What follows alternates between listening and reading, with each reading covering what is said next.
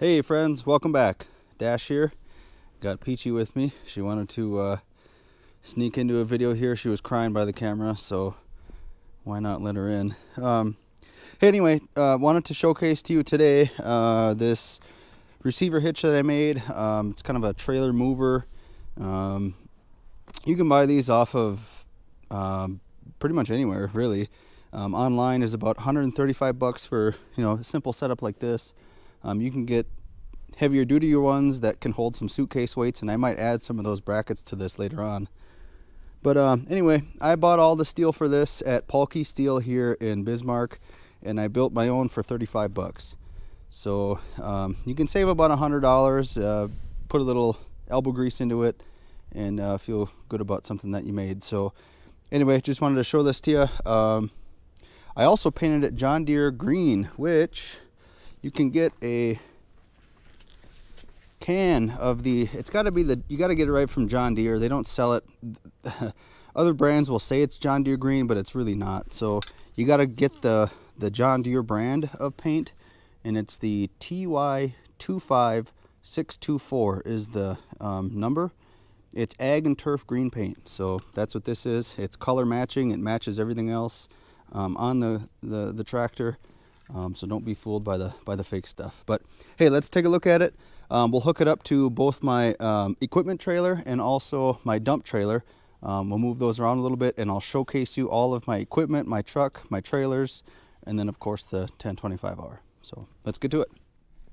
Hey, I also welded on a couple of grab hooks. These are the 5/16 inch hooks. I just got them right from Paulke Steel. Also, you can buy these at pretty much any steel shop. They'll come in different sizes. 5/16 is about the right size for a tractor like this in terms of the size of the link of the chain. I also then bought this receiver part at Menards, and then I just kind of grinded it down and then used that to weld on. But anyway, I thought it'd be nice to add these. If I could give you any advice, if you make this yourself, maybe put these out a little bit wider. I didn't really think about it, but the pin going in right here, this clears it. Any shorter though, I may not clear it. So anyway, thoughts for consideration if you decide to build it yourself.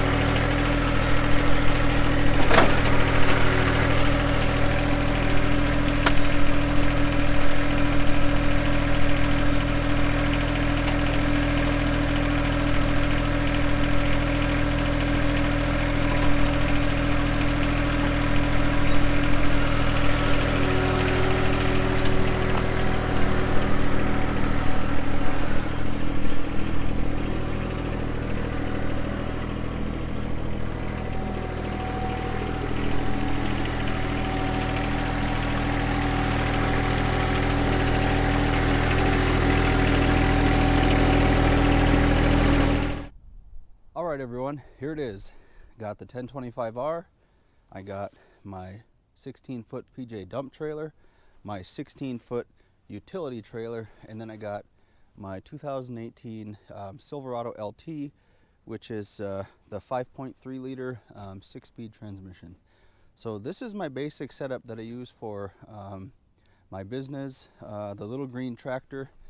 You can check us out at thelittlegreentractor.com. I'm just a local small business, and I do this for fun. I don't, not a millionaire off of it or nothing like that, but it's just a fun hobby, and I get to make a little money on the side. So I know many of you are looking to do the same type of thing, and I'm willing to share information on how I do it. So, but this is just my basic setup. I recently bought this 2021 PJ dump trailer. I went with the 16 foot. I get a lot of questions on why the 16, or you know, what are the caveats with the different lengths of trailer. And with this 16 footer, I can have the 1025R with the longest bucket, my Redline Systems bucket, which is 60 inches wide, so a bit longer. And then I can have my biggest implement, which is my snowblower, my rear mount snowblower.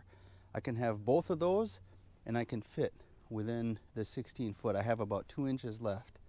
And so if you go with a 14 footer, those are actually more popular. They sell more 14 footers, and you can typically fit a Bobcat in there.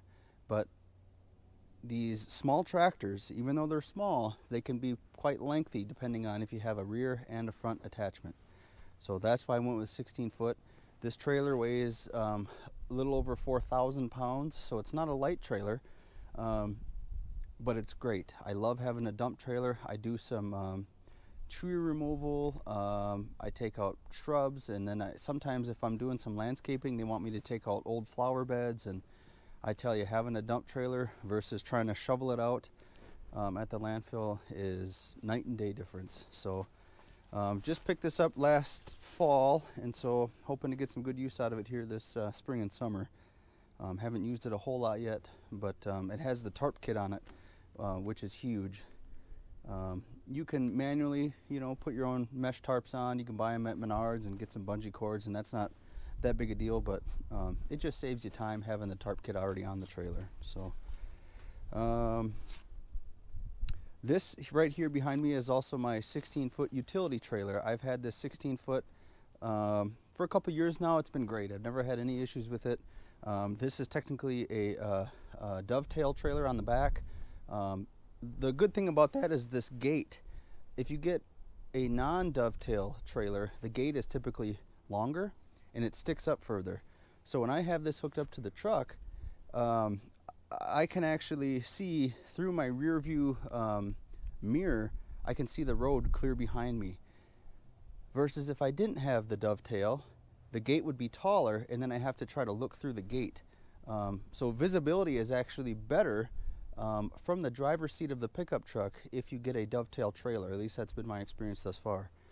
Again, 16 foot, same type of thing. I can fit all of my 1025R with a front and rear mount attachment. And then these are both 83 inches wide. So you can get narrower, of course, but the wider, the more space, the better, in my opinion.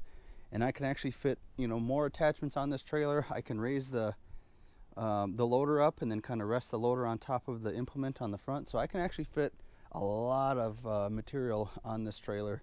And this has the Ready Rail. This is made by PJ. Both trailers are made by PJ.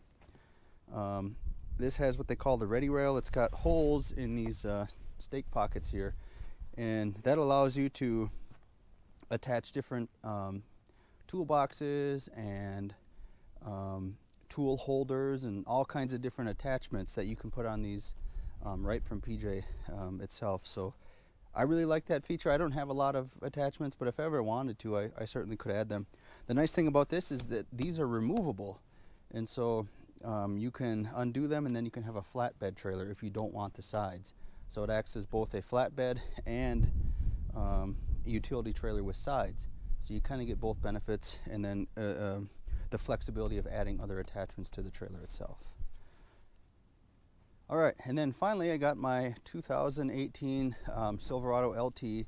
Like I said, it's got the 5.3 liter, very strong truck. I really like it. Except if I had known I was going to do the whole tractor thing ahead of time, when I bought the truck, I may have went with something a little larger, either with a 6.2 liter, or else probably just would have went diesel right away.